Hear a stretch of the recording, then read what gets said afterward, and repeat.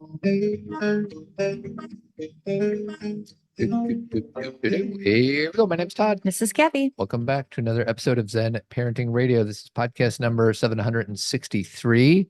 Why listen to Zen Parenting Radio? Because you'll feel outstanding. And always remember our motto, which is that the very best predictor of a child's well-being is what, sweetie? It's a parent's self-understanding. That's right. The understanding of oneself. On today's show, we're going to tease up a topic that's gone viral as of late called Manor Bear. I'm guessing most of you have heard of it, but it's possible many of you have no idea what we're talking about. So we'll explain that. And say it one more time slow, because it sounded like you said one word. Manor Bear? Manor Bear. Man or bear. Yeah, very nice.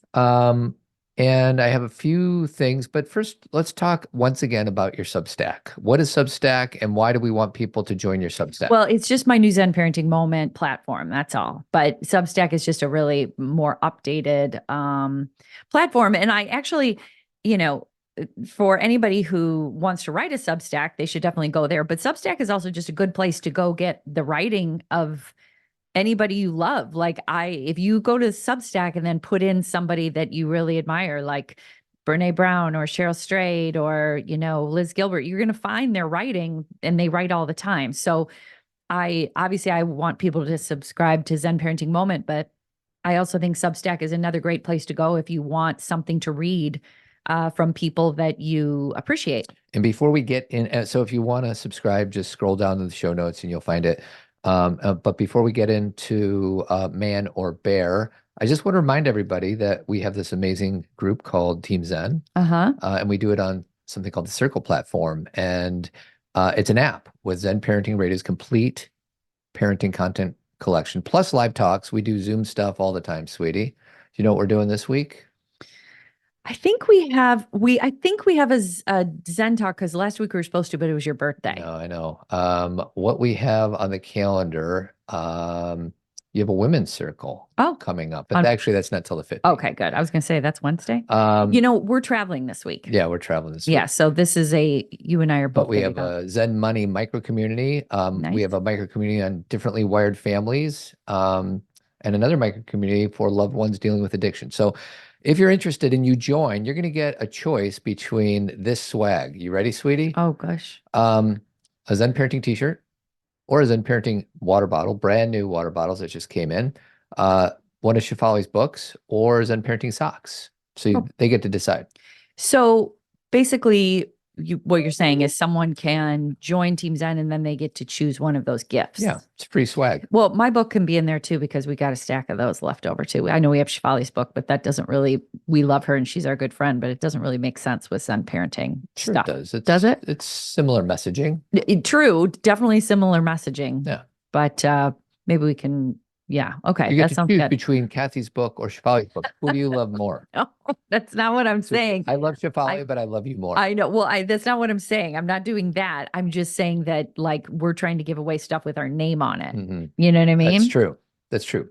So here we go. Here's with a little clip from the Zen Parenting Moment inspiration. Oh, good. It's just desperately for the make queen. Yes, there are two paths you can go by, but in the long run, and there's still time to change the road you're on.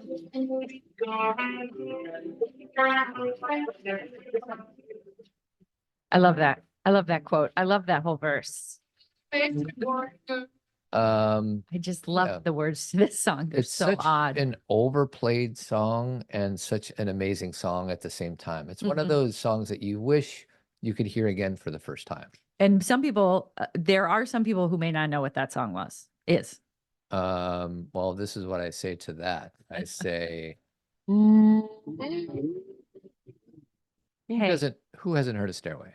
Well, you were just playing like a kind of a random part of it. So obviously everybody knows Stairway to Heaven, but I just wanting to make sure that everybody felt connected. If you're 30 or younger, I'll give you a pass. Okay. If you're 30 or older, you must know what that song is when we played that clip. You must know. So yeah, but I just love that verse. And I told Todd, I wrote that down, I don't know, like a couple months ago, and I've just been waiting to use it with a Zen Parenting Moment. And this was the one. So let's talk about it. What did you say in your moment? I was talking, well, I read, so Dr. John Duffy, our buddy, he has a Substack as well. And I read his Substack last week. He's in Italy with his family, and he told a story about how his family was they were all gonna go jump off of something. I can't I think it was remember what it's called. paragliding. Paragliding or something. Parasailing? And they all wanted to do it as a family. And he really didn't want to do it. And he had a gut feeling that he didn't want to do it. And he finally listened to himself and he opted out. Well, that's the language he used. He called his blog The Art of Opting Out. So the first thing I said to myself is I thought, gosh, if I were to say to my family, who opts out the most in our family? I think everybody would say, Sweetie, me. And I am, and while that's not something I am trying to do on purpose, I'm not trying to be the opter outer. I also am very proud of it. I don't like saying that. I also am very comfortable with it because what I've realized is I'm so tired of just doing things to make sure that everybody else is okay. And let's be honest, I still do that all the time. But there are times when I can choose something for myself. For example, we go to the beach. Everybody wants to get in the water. Everybody's like, you're lame, Cathy. You won't go in the water. You suck. You're not fun. Even if they aren't using those words, there's Sweetie, that vibe. don't talk about Cameron like that. She didn't say that. But like there's If anybody's going to vibe. say it, it's going to be me or Cameron. Right. JC and Sky will let you off the hook. Kinda, but everybody's like, get in. Everybody's like, do this. And I don't want to. I want to read. I want to walk. I want to listen to a podcast. I want my feet in the sand. I don't want to do what you're doing. And I think as a mom, I think, first of all, as a girl or a woman, you feel kind of forced to do that your whole young life. Then you have children and you have to get in the water and you have to get in the pool and you have to go on all the hay rides and you have to do these things that aren't, do you know what I mean? I don't remember doing any hay rides, sweetie. Well, you weren't always with me on That's play date true. stuff, right? I was doing, doing the zoo stuff, going the butterfly thing. And sometimes, I say this in the blog, sometimes it's really fun. It's not that it's always bad and that I'm so put out. It's that I am not listening to myself. I'm listening to you. Yeah.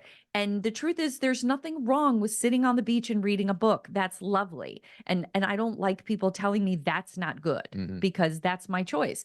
Now, that's just one example of having to do this throughout your life that I tend to. Yes, I am known for being the one who opts out, but I also opt in to so many things that other people don't.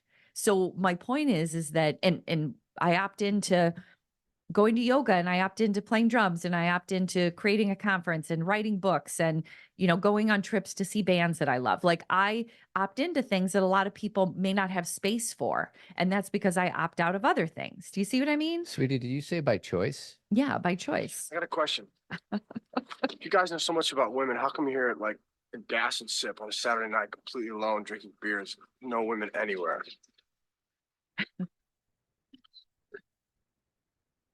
By choice, man. That's Yeah, right, man. man. It's a conscious Choice, choice. It's a choice, man. Choosing to We're I'm choosing it. choosing it.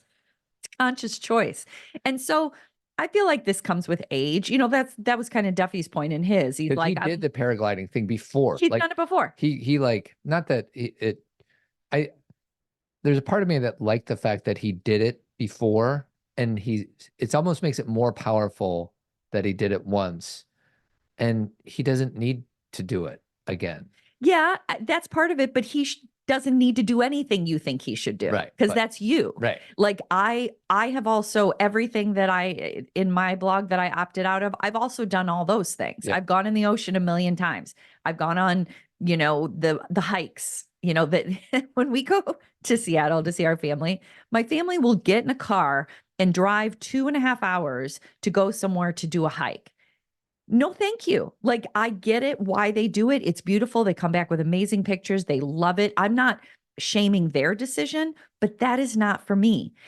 I'm happy to go on a hike around where we're staying. I like to walk. I like to see beautiful things, but that whole thing, I'm like, I would much rather do something else. And it took me how many years to be like, goodbye, Well, you guys go. I'm just realizing one of our daughters called us this morning and she was struggling with whatever school stuff. And we're kind of inviting her to opt out of the rat race that her peers seem to be entering. And when Oh, I for say rat sure. race, I'm saying well, this is what you have to do. You have to do this, and then you have to do that, and then you got to get a job, and then you got to get an internship, and then you got to get a job, and then you got to work this much amount of time, and then you got to get the AP, and then you got to do this. And, the invitation to our kid is let them have their thing and tune in and trust your own gut. And here's the thing, Todd. I think we can all, and I'm not just going to put you on the hot spot. I'm doing it with myself too, but we all talk a good game. Oh, I talk the best game. You talk a great game, but you just then were like, well, Duffy, it's better that he had done it before because then it's okay. It's like, why does it matter? Right. Like, why do you think there is a right way? Well, I don't know if I think there's a right way. I know that there's a thing that makes me feel good. And what makes me feel good is to be super productive and doing all those things. Right. And so what I do give you a lot of credit for is because that's your thing, you don't apply it to other people. Like, I think sometimes there is an expectation of you that you're like, I wish everyone would be more looking for jobs early. You're like, they should be doing this early. And this is what I did when I was a kid. And you do apply it. But I think when the rubber meets the road, is that a thing? Today on the call, I could have been like, nope, sorry, you got to do blah, blah, blah. I think you drop into a place where you realize that's all Of crap. course, it's my stuff. Yeah. And then when I'm with her, I don't pass my stuff down. I try not to pass my crap down to her. We can only be aware, right? We can't become completely different people as parents and be like, I don't have any of these issues. Like we have to own it.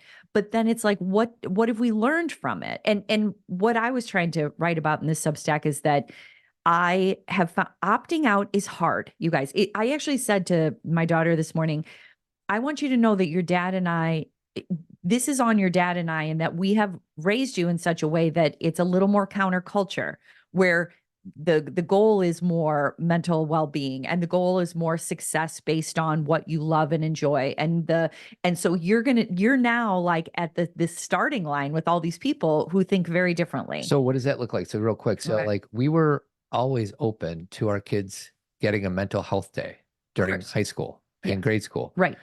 And that's just like, I just want to like give some illustrations to the listeners of what we mean by that. Like prioritize your own well-being. You don't even need to give specific like actions we took. I think it's more about that in the end, the most important thing always is how you are doing internally. Mm-hmm. And that everything else can take a back seat, because once you are feeling that you can you're not drowning, everything becomes a little easier. So you can go back to school, you can go back to work.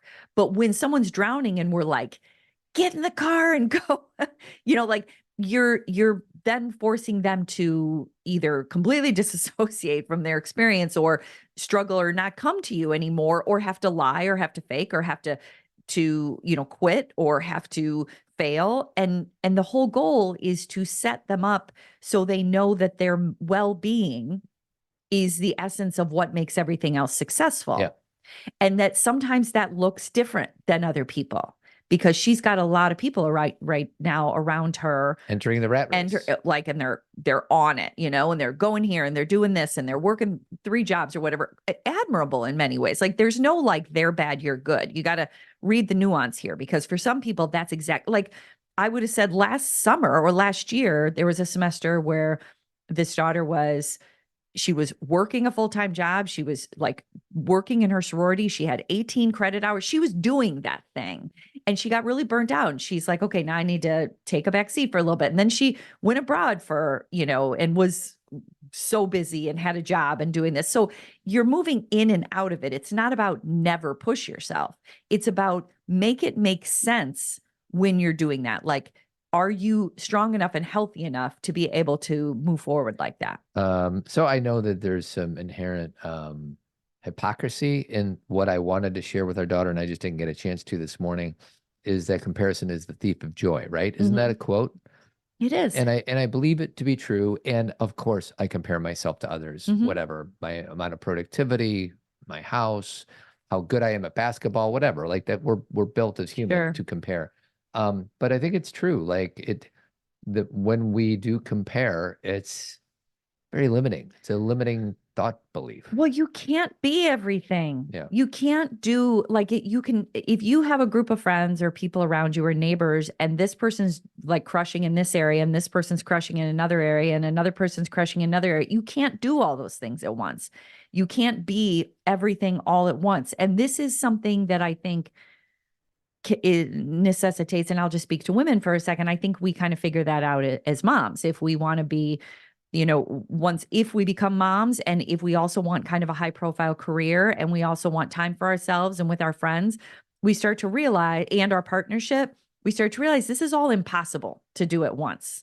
And even though everyone says that we can have it all, there's a very literal, like, making choices at different times. And when you make one choice, as we all know, this is very cliche. You decide to go to work every day, and then you see someone walking with their babies in a stroller and you feel awful. And then if you decide to stay home, you're like, you're on social media, seeing people at a conference having a ball, and you're like, oh, like there's a ability to sit in the discomfort of the paradox. Mhm. And that, when I say an ability, I think that's a practice throughout our lifetime, but recognizing that there's nobody, that we're all making choices about what we're doing at any given time. And you know what, Todd, I'm at the age now, and again, I feel like I've been talking about this since I was like in my late 30s, but there's a woman that I follow on social networking. My girls laugh when I say social networking, social media. Geez, Mom, what's your problem? They're like, it's so outdated. Social media. And she's a writer and kind of an influencer. And she just told everyone over the weekend that she has cancer. She has glioblastoma. And she's like younger than me, I think. And she's like, life changes very fast, everybody.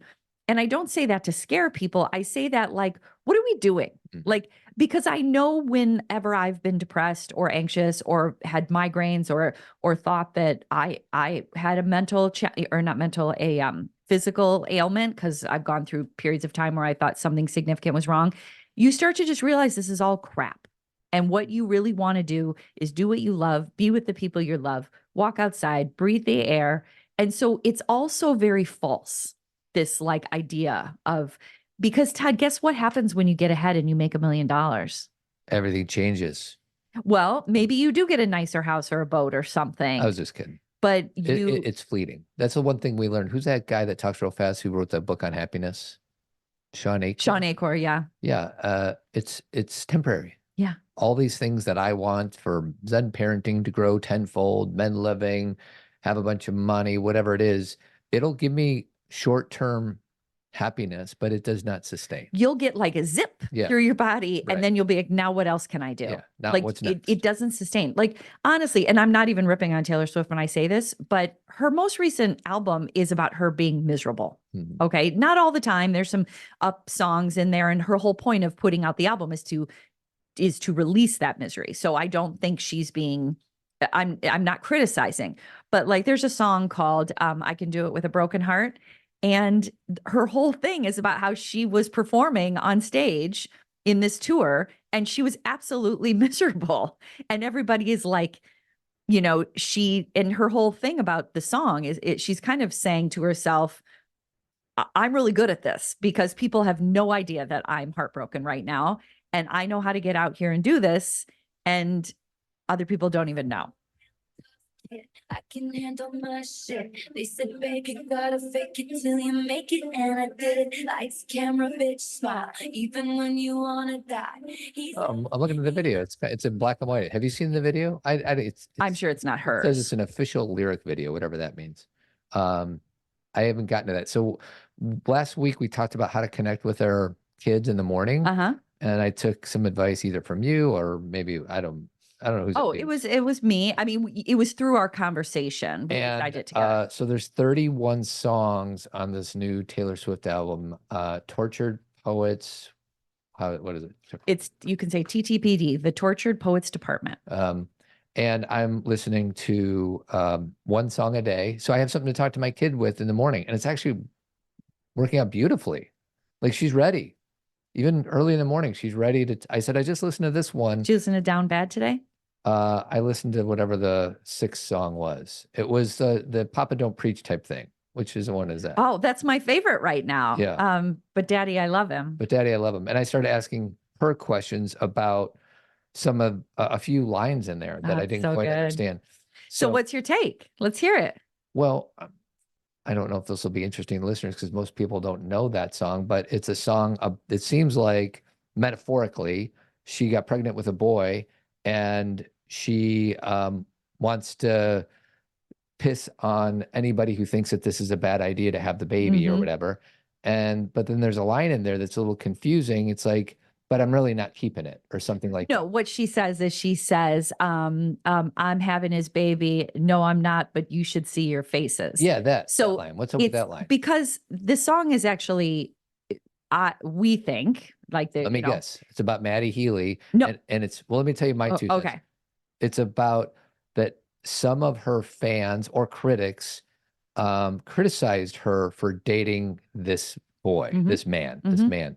And she's like, forget about you. I'm going to date whoever I want, and I don't care what you say, because it's my life. And my reputation is mine to ruin if Yeah. I want to do that. So that's my 2 cents. Yeah. And I think, I mean, the more I listen to it, it is definitely for the fans, meaning she's talking to the fans and saying, lay off. You know what I mean? Back off. And she's also, and you're right, there's a lot of like symbolism and metaphor. I really do think it's not that she like really used Papa Don't Preach, but it's that same kind of idea, like, but dad, but I want to be with this guy.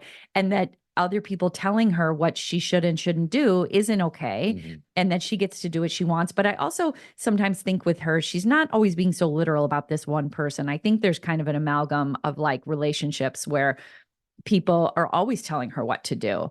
And then, but what I think is kind of cool is there's a change at the end where the sound, like she kind of changes the sound. I think she ends by saying, she's like, it's over. And then the tone of the song kind of changes. And it's like, now I'm in the sun, I'm running in the sun or whatever. And it sounds more like she's in a relationship now that she says, even my daddy loves him. So it's most likely about Travis, at the end.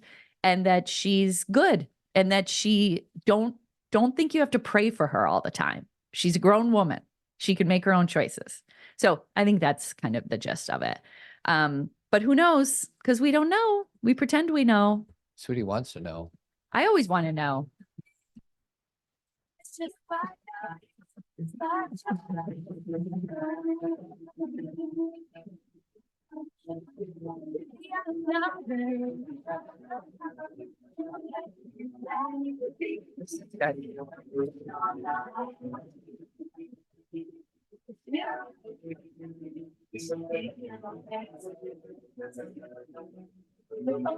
All right, there you go.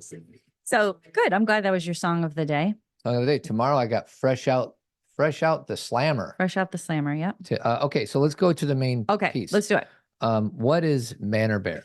Okay, so a couple weeks ago, it's literally 2 weeks ago. So we're a little like late, not late to the conversation, but late to talking about it on the show, because I happen to be someone who's on Threads every day. I don't know if people are on Threads, but we left Twitter a long time ago. And I find Threads to be very up to date and current, and all the journalists I like to follow are there. And there was a conversation that started, it actually probably started on TikTok, but then it quickly moved to Threads about, the question was, if you were stranded in the woods, okay, and this was being posed to women. If you were stranded in the woods, who would you rather run into? A man or a bear? A man whom you don't know. Yeah, they just said man or bear though. Yeah. There was no there was no distinguishing. Yeah. And in the original TikTok video, all of them except one said bear. Okay. We don't have any real research and data on who said what, but the amount of commentary that came afterwards, the vast majority, I don't have the stat, say bear. Okay. And so I brought this to Todd the day I saw it. So I think it was at the end of April, like April 26th or something. And I said, Todd, listen to this. Surprised you didn't around. tape it like some of those women taping their husbands with their reaction. No, I'm not going to do that to you, because I wasn't trying to catch you in something. I really wanted to see what you thought. So it's been whatever, a week, but my reaction was my immediate reaction was logical, which is, okay, where in the woods, what type of bear, which man, with all these questions, trying to qualify and seek out the most appropriate answer. So I really didn't answer the question. I think I was asking more questions instead of answering the question. And you're not saying, because I think this is important, Todd, Yeah. is you also were defensive. Yes, absolutely. Okay. 100%. Yeah. And I can't remember exactly what you said, but I remember having to stop for a second and say, wait a second, this isn't about you. Yeah. Because he got very, Wait, and that's ridiculous. the reason I thought it was about me is because I am part of the male group. Right. I identify as a man. And the fact that the majority of women would rather be with an animal that can kill them instead of a man, I got defensive. I'm like, most men are good. I'm sure I said something like that. Yeah. There's some men that make horrific, terrible decisions, but most men are good. So statistically, of course you'd want a man instead of a ferocious animal that might be hungry, then kill you and want to eat you. Okay. So I'm just going to tell you a few things, Sure. just since you said that sentence. Why Sure. would they want to be with someone who kills them? Yeah. Okay. So during the pandemic, the domestic violence went up significantly. And in 2021, more than five girls or women. Oh, I didn't read the whole sentence. Let me start again. In 2021, more than 5 girls or women were killed every hour by someone they knew, male. So women aren't safer in their homes. Okay. So with people they know, they aren't safer. Women are more likely to be killed or assaulted by a man that they know. Okay. So like, even if the stranger question we haven't even asked yet, but these are just men. Right. This is people they that know, they know. much less a stranger. According to data from the United Nations, almost 89,000 women and girls are intentionally killed by a male. And that was just in 2022, 89,000. UN data also shows that 1 in 3 women across the world have experienced intimate partner violence or non-partner sexual violence. And that doesn't even include the rest of like domestic violence and like sexual assault and that kind of thing. So my point is that women are harmed by men all the time. Yeah. And the hard part about talking about this, and this is kind of what I want to get into rather than debate you probably have more information because we found a bunch of like great statistical information about this and bears versus men. But what I really wanted to focus on with Todd was the ability, instead of to be defensive, and I'm not just talking to Todd, but men overall. If you find yourself defensive in asking this question, then why aren't you curious why women would say that? Yeah. Like, not everything is about us trying to personally hurt you with words. I think there's this, the Margaret Atwood thing comes into my head, her quote about, men are afraid that women will make fun of them and women are afraid that men will kill them. So I sometimes feel like when I bring things to a group of men or, to Todd or a man I don't know, the instant reaction is, why would you hurt me with that? Why would you tell me that? Why would you give me that stat? That hurts me. That makes me feel bad. And understandably, I'm totally cool with the fact that you have to have your first response. Like, I'm not like, you shouldn't feel that way. Of course. But then the next thing is, what do women feel in this country that they would choose a bear over a man? Like, I would feel like my curiosity would kick in. And instead of going to the easy place of, we don't trust women, I'm writing a whole chapter right now in my book right now about the stats and history of not trusting women. Women are making things up. Women are trying to hurt us. Women are disingenuous. They're, instead of going to that trope, what if we sat for a second and thought, why would women want a bear? You know what I mean? totally. Yeah. What is it about us guys that make women so afraid? And my guess is because of what they've experienced. Exactly. And, maybe this is the bigger part. Maybe it's not about you personally, because that's where people get stuck. Yeah. Is they will, and again, we need to do that inner work. I'm not saying let's completely not look at ourselves. But what I'm saying is, what if you looked at the woman and stepped in her shoes, and instead of saying, wow, you're offending me, I'm pissed off, you stepped in a woman's shoes and said, help me see through your eyes.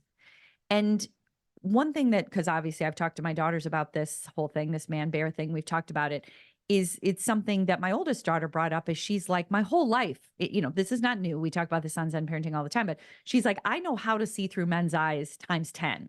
she's like, I'm not saying I know exactly what a man's going to say or whatever, but I have been forced to learn how to look through a man's eyes. How do men think? What hurts them?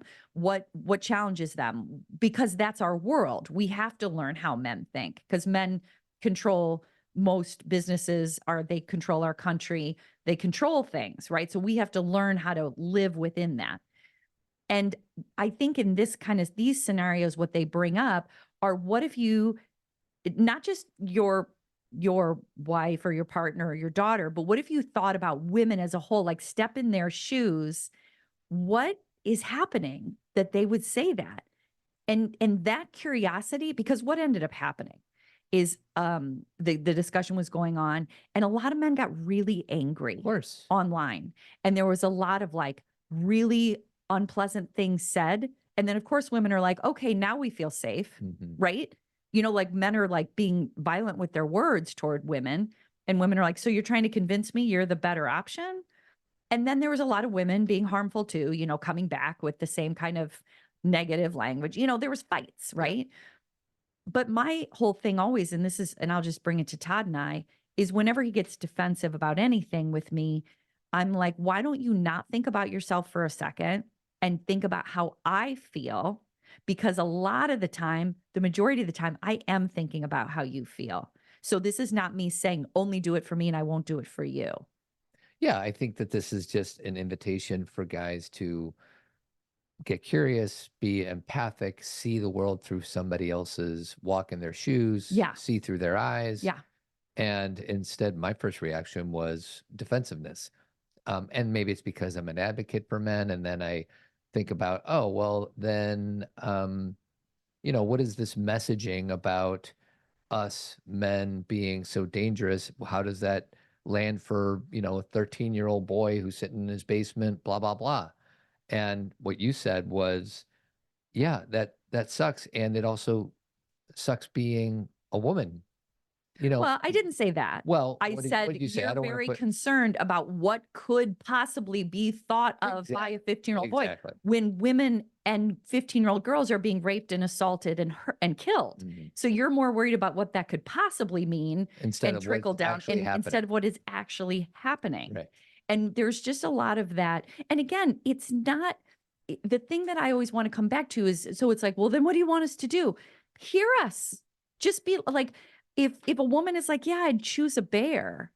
If this is your wife or daughter or someone in your world who says that, say, tell me about that. Well, it kind of reminds me of when Me Too was happening. I think we invited our guy listeners to ask if they have a female partner, what their experience is with sexual harassment. Correct. Right? Yeah. So this is kind of an extension of that. By the way, quick plug, we are going to be having in real time conversation about this on Monday, May 20th. Yeah, Monday, May 20th. At 7 p.m. Central through the Men Living platform. So if it's open to all genders. So if you want to be a part of that conversation, just sign up. The link is in the show notes. Like, if we could, you know, and this is where we kind of all go into our camps of I'm a woman, I'm a man, so I'm going to defend men and I'm going to defend women. What if we like kind of just put a pin in gender for a second, just for a second, to ask a person who's saying they would choose a bear what their experience has been, why they would choose a bear rather than you're a jerk for choosing a bear because you make me feel bad. Yeah. And you know, like you were having a meeting with some of your guys on Men Living, amazing men, by the way, men I know well, who are great, who are trying to change the world and who teach these amazing classes and who do all this work with Men Living. I love them. And I told, you know, when I told them this hypothesis, or what would we call this question, they all got really sad. Yeah, the one I said one to three words, because they hadn't heard about it. Right. And the one man said sad, and the other man said disappointed. And I believe them. Me too. And I don't want them to feel that way. And I just wonder if there was an element of defensiveness that they chose not to reveal in that moment. Maybe because I was there. And again, here's the thing about us being human beings. We can't help the feeling that comes up. Right. Like me bringing up with Todd, him being defensive first, that was his first, that was like his reaction. Yeah. And then we get time to think about it, because my first reaction then is to want to come back at him and be right. And be like, you don't understand. We can't help. I didn't want to make these men sad. My intention isn't to go around and make men feel sad about who they are. That's not it. That's the first reaction. And then after that, and now we're doing like Todd said, we're doing a discussion about it, because let's talk about it. What does it mean? And how can we better understand each other and relate to each other? This isn't a question of how do we then go home and feel guilty about it all night and think we're bad men. It's about how do we take ourselves out of our experience and ask these women, tell me why, so I'm more well-informed. So the question is an on-ramp for, I'll say, men, right, to get curious, correct, and ask some questions of how. And believe us, Yeah. if we're saying bear, we're not doing that to be a-holes. Yeah. We're not doing that because we want to be annoying. There is a real life experience there that gets pushed aside as soon as someone says, well, you're a jerk for saying that. Yeah. Then we're not only being assaulted or followed or ridiculed, or on top of that, we're being told we don't believe you. And on top of that, you don't matter. Right. Like there's a lot of layers. And so it's so simple. I told Todd, I said, if that video would have been made and the response would have been, wow, that's incredible, tell us about your experience, this wouldn't be viral. Right. Because if someone's just hearing you, then you feel seen. And then we don't need to get in this big tornado of, where people are calling it. Do you guys ever use the word misandry in Men Living? No, I don't even know what it means. Oh, being a misandrist is someone who who really wants to it's like misogyny, but it's with men, look it up. So I'm saying it the right way. I use the word misandry, but it really is the desire to hate on men, I think. What does misandry mean in simple words? According to Webster, misandry is a hatred of or contempt for, prejudice against men or boys. Yeah. So this is not the goal, at least, and I can only speak for myself, is not to perpetuate misandry. Yeah. It is to explain an experience that came out of a very simple question. So I'll just share that, I feel like I've talked, I've been doing this show for 12 years. So I've talked about a lot of my experiences historically that I can share more if I need to. But 2 weeks ago, I was dropping my daughter off in Chicago, and a friend met me at a parking lot. And then he picked up my daughter, and then I was going to take off. But I decided to instead go in and get a sandwich real quick.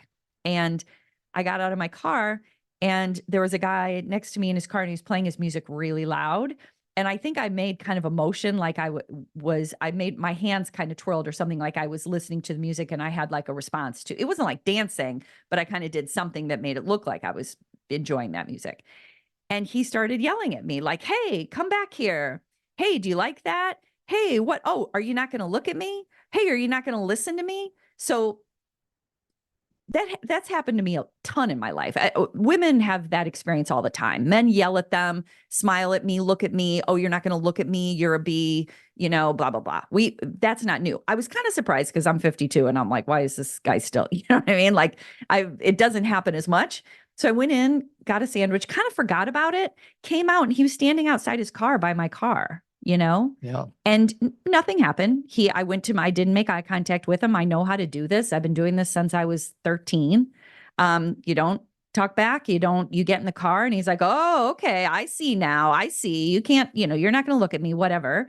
And I drive away. But I don't think you guys understand how that happens all the time. Nor do we understand how it feels. And that's the big part, is because it's not. So think about the fact that I am that day I was wearing flip-flops, a big sweatshirt and shorts, right? And I'm 52. So if I told that story to you, you wouldn't be like, well, what did you say to him to make that happen?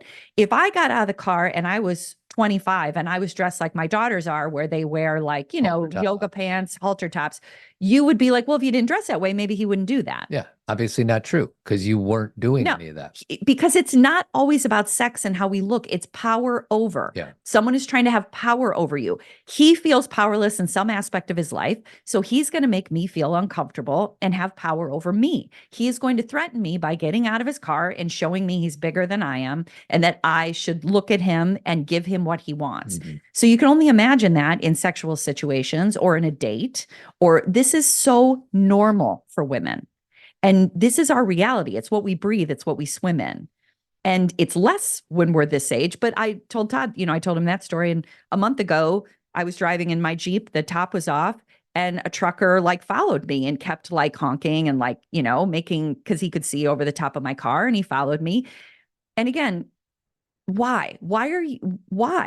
I know why. And I know that it wasn't new. But I don't even tell Todd all these things because why? Yeah. This is what happens. So you can imagine, Todd, we have 3 daughters. Yeah. Think about the things they experience every day. Yeah. Especially on a college campus or, going out into the city. And that's that's what they have to learn how to navigate. And then when they say bear. Now I understand why. Yeah. And what women say about bear is they're like, well, a bear can be predictable, meaning if you play dead, they'll walk away, or sometimes they don't really, unless they have cubs, they don't want to be around you. So, and people then, they say comments like, in a bear, if you got attacked by a bear, people wouldn't say, I don't believe you. Mm-hmm. They would really believe you. Right. Right. So these are all it's not about, this isn't a men versus women thing.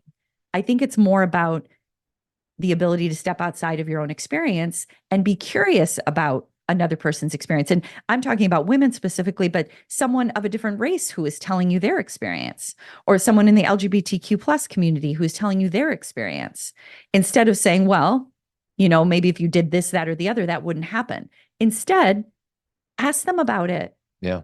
Well, it's funny, as a white straight male, I have not been a victim of isms, right? Yeah, isms.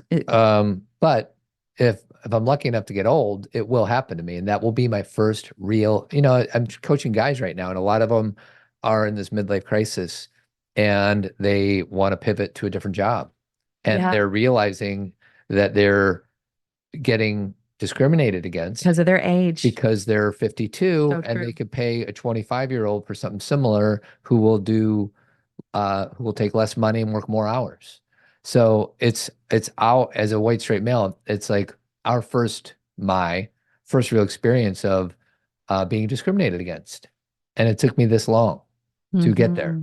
Mhm. And it's one other kind of side comment. I remember talking to a professional colleague, and I was telling him about what I thought was obvious. How when women have to be smart about where they park their car in a parking garage and all these other things. He's like, I have no idea what you're talking about. Mhm. And it's just, it illustrated to me, I feel like I'm getting to the point where I can understand it a bit. And there's, some of these guys on YouTube, like the one we watched last night, where he did all this The stats, that and was all so that. cool. And he's doing all the work to be able to view it from a woman's lens. And I'm not that far, and I'm working towards that. And then there's these other men that are just totally ignorant Mhm. because we haven't had to. And because they think it's personal against them. Yeah. That's what I'm trying to take it off of, is that the men who get so mad is because they already feel disempowered for some reason in their life. Maybe the work world isn't going well, things with their partner isn't going well, their children, maybe they did get passed over for a job by a woman. Yeah. Do you know what I mean? Maybe there have things that have been happening to them where they already feel disempowered, and then they hear that a woman chooses a bear, Yeah. and they just want to be like, well, screw all you people. And I get it. I understand this is never about, there's only one category of people that are disempowered. Everybody feels disempowered at certain times, Of course. but everybody has different experiences in the world. And Todd's point about what he just said, my daughter and I went to, my youngest daughter and I went to Iowa a couple weekends ago to pick up my daughter's stuff because she's coming home from college in a couple weeks, or this week actually. And we, just like you said, we parked in a parking garage at night, and we always park under the light. And I'm trying to show her how to do this too, right? Sure. we park under the light and we park we'll go higher up to be closer to the stairs.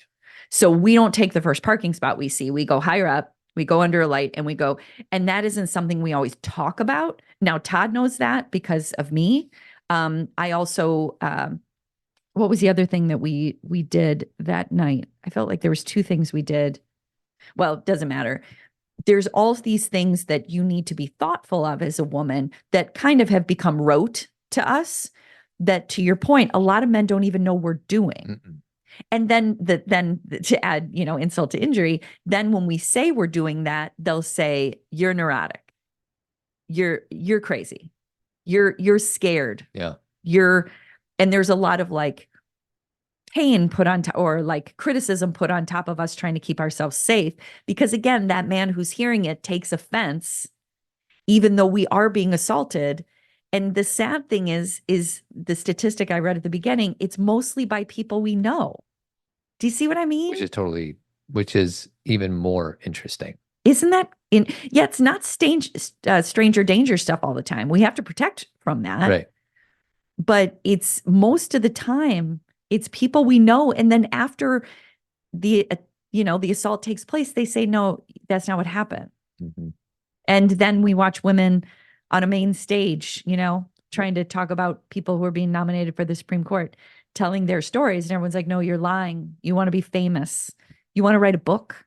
These women's lives are destroyed, from what it used to be. Now you may say, oh, but they have a book out or whatever. Well, that's all they can do now. Yeah. Because they can't go to work and do their old jobs and do what they used to do until a decade passes. Mm-hmm. So it's this misunderstanding of trying to share your life and trying to be honest about something and what you give up in the process. So the takeaways are: get curious yeah. about the question, Mhm.